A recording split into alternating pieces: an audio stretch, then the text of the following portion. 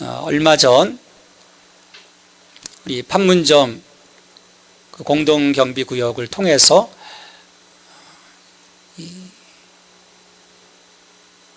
탈북을 시도하다가 여러 발의 그 총상을 입고 입원했다가 수술을 받고 이제 회복된 그 병사의 소식을 우리가 뉴스를 통해서 들었습니다. 여러분, 이 병사를 누가 후송했는지 혹시 아십니까?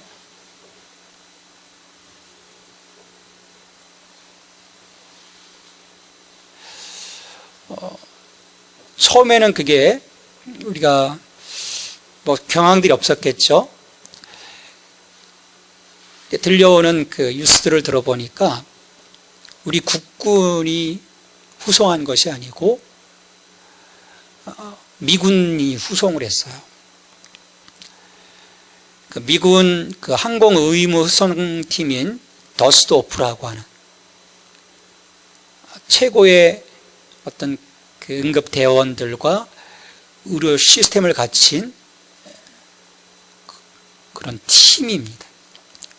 그러니까 미군이 나가서 싸우는 그 전장터에는 꼭 나가서 그 총상을 입은 그 병사들을 후송하는 그 응급 조치를 하고 또 그 안에 있는 그 헬기 안에 각종 의료 시스템을 통해서 이 사람이 응급 그 처리가 되어져서 병원으로 후송되기까지 그 생명이 꺼지지 않도록 그 임무를 하는 거죠. 그래서 1차 위기를 넘길 수 있었다고 해요. 게다가 가까이 있었던 국군 병원으로 가지 않았어요. 거의 70여 킬로미터 떨어진 병원으로 그 총상을 치료할 수 있는 전문 닥터가 있는 병원으로 후송해서 여러 차례 수술을 거친 끝에 이제 의식이 회복된 거죠. 혹자는 얘기할 수도 있을 거예요. 왜 국군이 옮기지 않고 미군이 옮겼냐? 왜 국군 병원으로 가지 않았냐? 말할 수도 있을 겁니다. 근데 만일 그랬다면 어떤 일이 벌어졌을까요? 우리 국군 후송팀이 옮기고 가까이 있는 국군 병원으로 야 빨리 지금 큰일 나서 빨리 가야 돼. 국군 병원으로 갔었더라면 어떻게 됐을까요?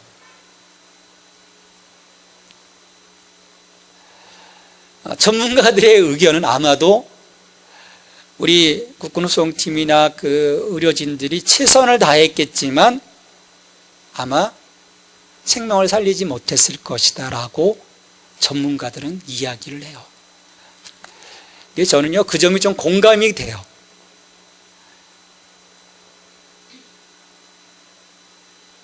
그런 어떤 전문 요원과 의료 시스템이 갖추어지지 않은 그런 상황들을 제가 몇 년 전에 경험해 보면서 통감했기 때문에 그럴 수 있겠다 공감이 되더라고요.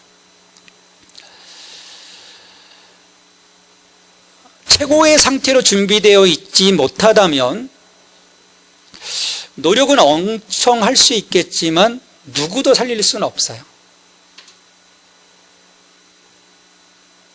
최선을 다했습니다. 할 수 있을 때까지 해봤습니다. 그런데 죽었습니다. 여러분 그건 무슨 의미가 있겠어요? 살려야 되는 거거든요. 어떤 상황 속에서 어떻게든 살려낼 수 있는 그 능력들을 갖추는 것, 치료할 수 있는 능력을 갖추는 것, 그런 시스템을 보완해 나가는 것, 그게 굉장히 중요한 거죠. 그래서 사람들이요, 질병 하나 고치기 위해서도 이런 이유 때문에 좋은 병원을 찾아가고 명의를 찾습니다. 돈이 아무리 많이 들어도 명의와 최고의 의료 시스템을 갖춘 병원을 통해서 병이 회복되어지기를 원해요. 그럼 그건 단 한 가지예요. 이유가 뭘까요? 살기 위해서인 거예요. 건강해지기 위해서인 거죠. 이처럼 몸 하나 고치는데도 사람들이 야단법석을 떨면서도 정작 자신의 이 영적 상태에 대해서는 무관심합니다. 그럼 몸이 병들면 어떻게 됩니까? 삶이 실은 피폐해져요. 마찬가지로 우리 영이 병들면 우리의 삶이 심각하게 피폐해질 수 있다는 사실을 우리가 알아야 합니다.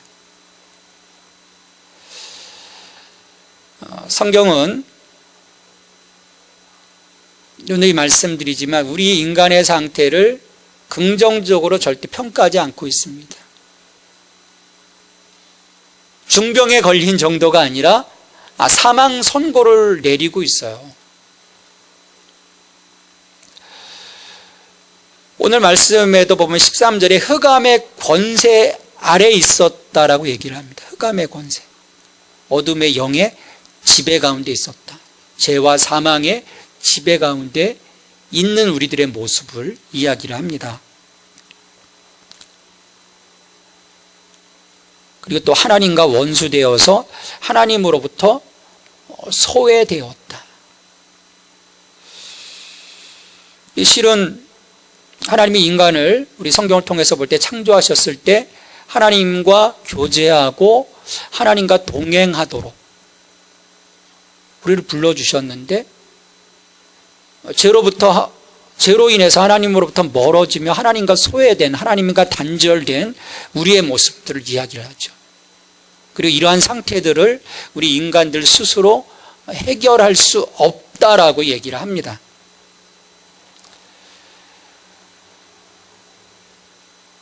물론 하나님이 인간의 타락 이후 이것들을 회복하시기 위한 임시적인 방편들을 가지고 이스라엘을 택하셔서 그들을 구원해 내시고 그들과 언약을 맺으시고 그들 안에서 어떤 구원의 끊임없는 약속들을 통해서 우리와의 접촉점을 놓지 않으신 것을 우리는 성경을 통해서 볼 수 있어요.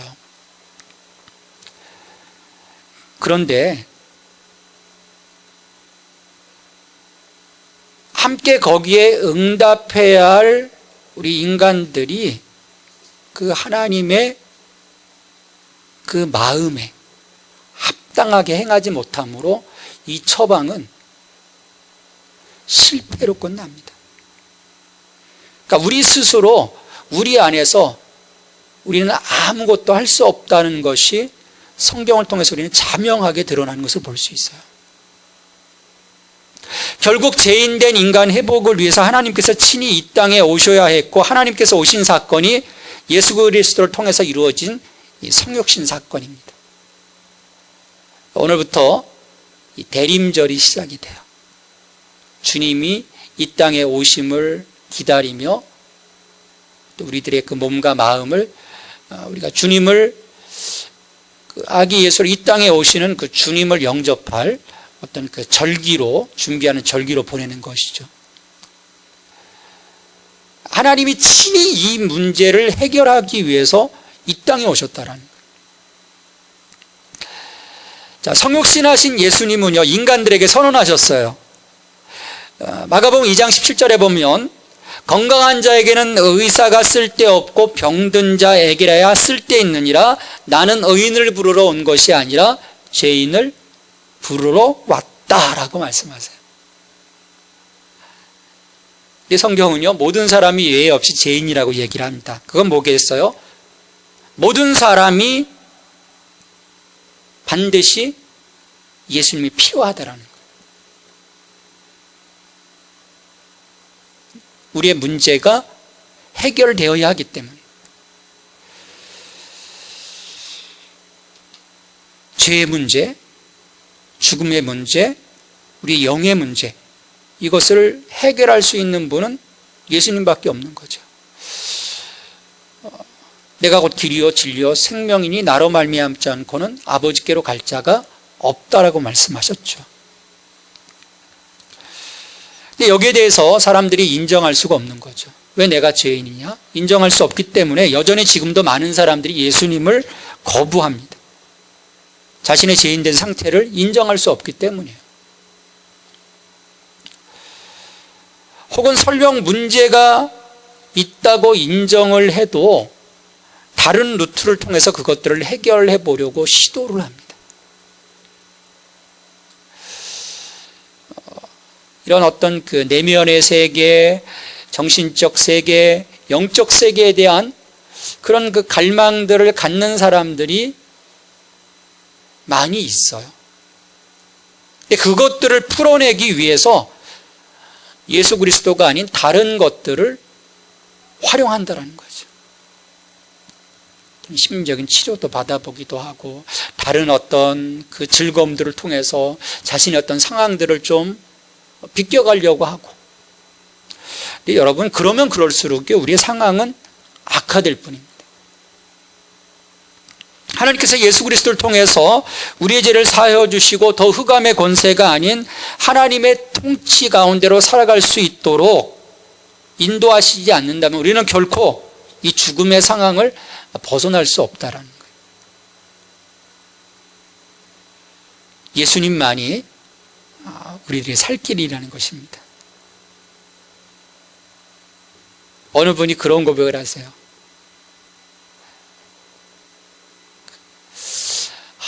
이 길밖에 없지 않아요? 예수님밖에 없지 않습니까? 그런 고백을 하는 음성을 들어본 적이 있어요. 이 길밖에 없어요. 여러분, 다른 길이 있을까요?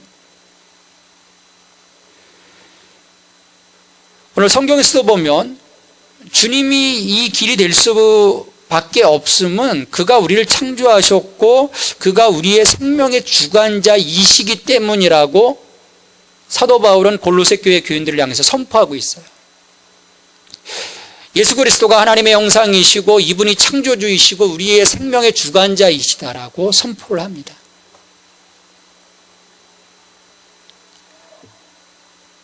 그래서 오늘 14절 말씀에서 분명하게 선포하죠.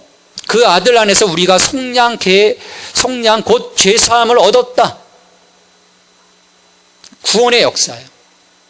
구원에 대한 이 복음이 선포되어집니다. 그리고 사람들이 인정하든 인정하지 않든 간에 이미 하나님은 이 일을 예수 그리스도 안에서 이루셨고 2000년 전에 이루셨고 그리고 이미 이 땅에 하나님의 나라가 임했고 이 사회가 변화되어 가고 있다는 거예요. 인정하지 않든 인정하든 간에 상관없이 내 의지와는 상관없이 하나님이 이 일 하시기를 기뻐하셨기 때문이에요. 결국 모든 것이 끝난 뒤에 그 선택이 얼마나 어리석었는지 사람들은 알게 되겠죠. 예수 그리스도 선택하지 않고 세상을 선택한 사람들의 그 선택이 얼마나 어리석은 것인지 결국 하나님의 때에 드러나게 될 것입니다. 이처럼 인간을요 영적 이 죽음의 상태로부터 구원하시기 위해서 예수님을 보내신 것은요 하나님의 의지였어요. 여러분, 우리의 구원은요 하나님은 우리를 예정하셨고 우리를 선택하셨고 우리를 구원하시기로 작정하셨기 때문에 우리에게 구원이 있는 거예요. 그리고 그 하나님의 예정과 하나님의 선택하심 가운데 우리가 손들고 나왔을 때 우리의 구원의 역사가 일어나는 거죠.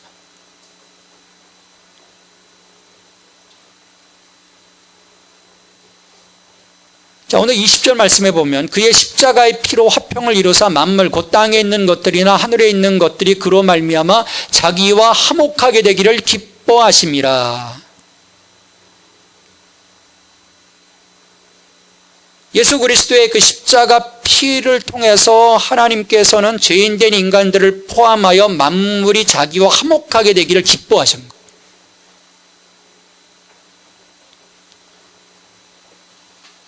하나님의 이러한 바람이 그리스도의 성육신과 십자가에서의 대속적 죽음을 가능케 했던 거죠. 하나님이 이를 기뻐하지 아니하셨다면, 하나님이 우리를 선택하기로 작정하지 않으셨다면, 그 일에 기뻐하지 않으셨다면 우리 안에 어떻게 구원의 역사, 성육신의 사건, 십자가의 대속, 그리고 우리를 존귀케 하시는 부활의 사건이 가능할 수 있었겠습니까? 가능하지 않은 거예요. 하나님은 이 일을 기쁨으로 시작하신 거예요. 왜 그렇게 하셨을까요? 왜 이 일을 기뻐하셨을까요? 우리를 구원하시고 화목케 하시기를 왜 기뻐하셨을까요?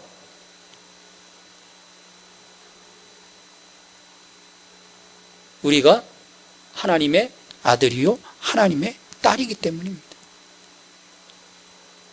내가 너를 낳았다. 내가 너를 낳았다. 우리의 모든 것을 헤아려 아시는 아버지시기 때문입니다. 자, 하나님께서는 이처럼 우리를 그리스도 안에서 회복시키시되 이 악한 행실로 인해 하나님으로부터 멀리 원수되었던 이 우리들을 다시금 하나님이 보시기에 좋았더라고 창조하셨던 그 본래의 모습으로 회복하기를 기뻐하시는 거예요. 그래서 거룩하고 흠없고 책망할 것 없는 제물로 하나님 앞에 드려지기를 하나님은 원하시는 것입니다. 그것은 곧 하나님 앞에 우리의 삶이 세워지도록 그 하나님 앞에 거룩하고 흠없고 책망할 것 없는 그 화목의 조건을 갖춤으로써 다시금 그 거룩하신 하나님과의 동행을 이룰 수 있도록 하나님은 예수 그리스도 안에서 그 일을 이루어 가시는 거예요. 아버지이시기 때문입니다. 우리를 향하신 사랑과 또 우리를 기뻐하시기 때문에 이 일을 행하셨다라는 거죠. 그래서 우리는 예수 그리스도의 희생을 통해서 하나님께 성별된 산 제물로서의 삶을 살아가야 합니다. 그리고 흠없는 최고의 제물이 되어야 하고 책망받을 것 없는 온전한 제물이 될 수 있어야 하는 거죠. 예수 그리스도 안에서. 자, 이것을 통해서 우리는요, 로마서 12장 1절에서의 그 말씀하신 산제물로 하나님께 드리는 삶을 살아가게 되는 거예요. 내 삶 자체가 하나님께 드려지는 온전한 그 예배로서의 삶인 것이죠. 여러분, 이게 바로 거룩한 하나님 앞에서의 삶입니다. 우리가 코람데오라고 하죠. 코람데오의 삶. 거룩하신 하나님 앞에 날마다 서 있는 그 삶. 하나님과의 거룩한 동행. 여러분, 이게 본래 사람의 목적입니다. 우리를 통해서 그 하나님의 이름이 높아지고 하나님이 영광 받으시길 기뻐하시는 거예요. 그래서 우리가 예배하는 거고, 또 하나님의 그 이름이 높여지고 그분을 영광 돌리도록 또 그 예배의 자리들이 세워질 수 있도록 우리가 복음을 증거하는 것입니다. 그래서 내가 주님을 알고 하나님의 사랑과 은혜를 알고 그 하나님의 사랑과 은혜에 화답하여 응답하는 그 자리가 하나님 기뻐하시는 예배의 자리인 거예요. 자, 이러한 그 코람데오의 삶이 우리 가운데 지속적으로 이루어지기 위해서요, 우리는 23절의 말씀을 늘 기억해야 돼요. 자, 우리 23절의 말씀 같이 읽습니다. 만일 너희가 믿음에 거하고 터 위에 굳게 서서 너희 들은 바 복음의 소망에서 흔들리지 아니하면 그리하리라. 이 복음은 천하 만민에게 전파된 바요 나 바울은 이 복음의 일꾼이 되었노라. 복음의 소망에서 흔들리지 아니하면 그리하리라. 흔들리지 아니하면. 이 복음의 소망에서 흔들리는 사람은요, 하나님 앞에 설 수 없다는 말씀이에요. 여러분, 지진의 그 진앙지에 서 있으면 여러분 제대로 서 있을 수 있겠습니까? 못 서 있어요. 흔들리기 때문에. 내 중심을 잡을 수가 없어요.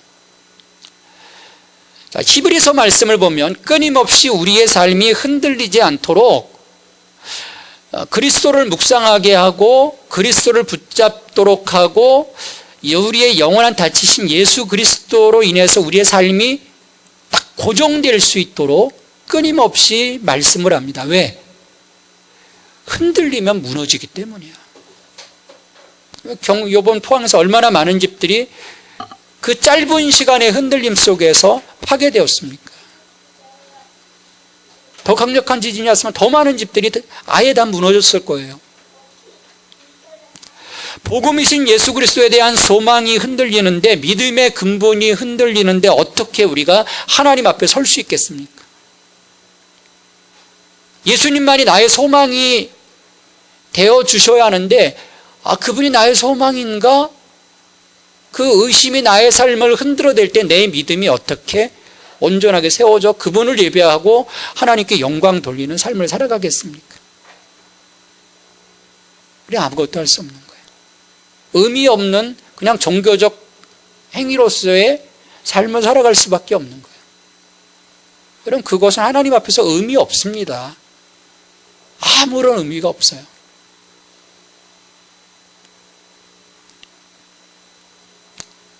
예수님이 나의 소망이 되실 때 그분께 내 삶을 맡길 수가 있습니다. 그래서 바울은요, 그리스도를 향한 이 믿음에 거하고 그 터 위에 굳게 서서 흔들리지 말라고 권면하는 거예요. 예수님이 나의 주님이십니다. 우리가 세례할 때 그런 고백을 하게 하거든요. 예수님이 누구십니까? 예수님은 나의 주님이십니다. 나의 그리스도이십니다. 나의 생명의 주관자이십니다. 나를 살리셨습니다. 고백할 수 있어야 되는 거죠.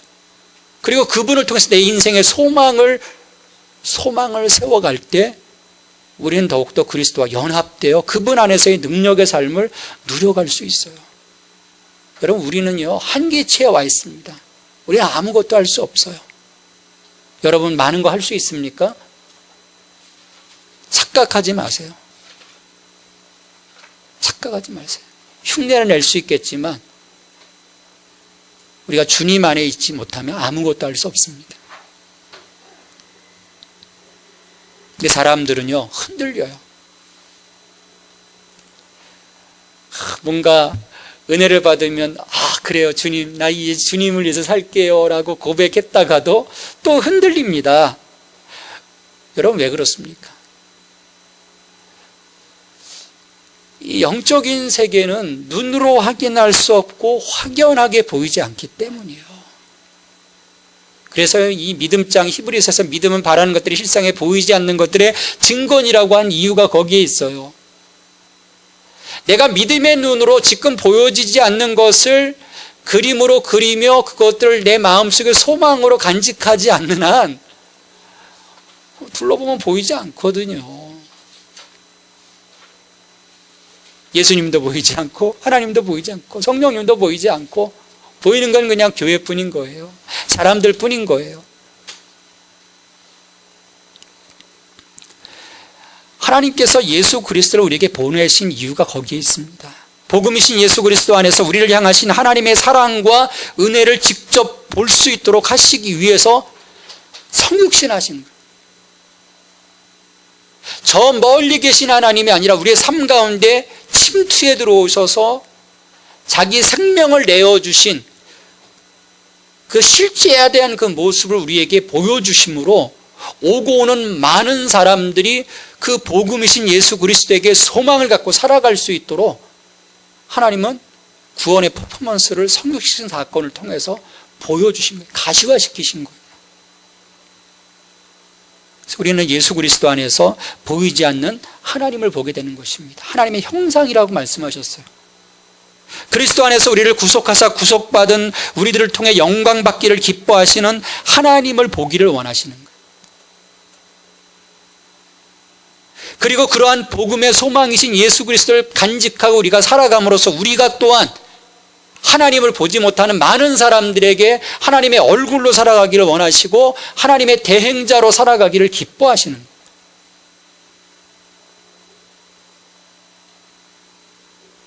그래야 예수님 안에서 사람들이 우리를 살리려는 하나님의 은혜를 알 수 있고 그 소망 가운데 같이 살아갈 수 있기 때문입니다. 이렇게 아들 안에서 우리를 흑암의 권세에서 건져내시고 우리를 구원해 주셨다는 이 복음의 이 소식이 온 세상에 전파되기를 하나님은 원하십니다. 왜? 하나님 모든 사람들이 구원받기를 원하시기 때문이에요. 우리는 오해하지 말아야 합니다. 하나님이 구원받을 자와 구원받지 못할 자 딱 양과 염소로 가르고 얘는 절대로 구원받지 못할 거야, 가름해 놓지 않으셨어요. 우리가 오해하지 말아야 돼요. 하나님 모든 사람이 구원 얻기를 원하시는 거예요. 그리고 구원하기로 작정하셨어요. 거기에 우리가 손들고 나올 수 있도록 그 소식을 우리는 전해야 하는 것입니다. 천하 만국에게, 모든 족속에게로 나아가 예수 그리스도의 이름을 증거해야 되는 것이죠. 그래서 우리가 갖고 있는 이 복음의 소망이 저들에게도 복음의 소망이 될 수 있도록,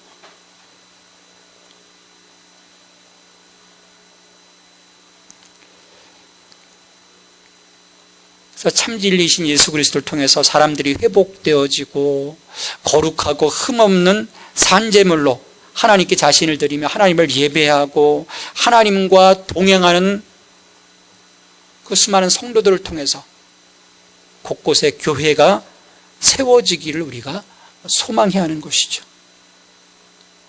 이를 위해서 사도 바울은 나는 복음의 일꾼으로 부름받았다라고 고백을 합니다.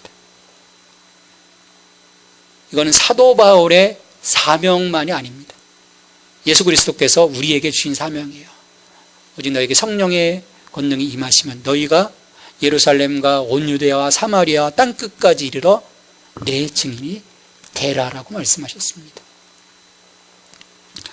오늘도 복음의 신 예수 그리스도 안에서 그 복음의 소망을 갖고 그 복음의 소식을 우리가 전할 수 있는 복음의 일꾼으로 우리가 살아가 하나님의 마음을 시원하게 해드리고 또 우리를 통해서 하나님의 나라가 이 땅 가운데 확장되어져 가는 그 하나님의 역사하심이 이루어지기를 우리가 기도하며 오늘 주님 앞에 설 수 있게 되기를 주님의 이름으로 축원합니다.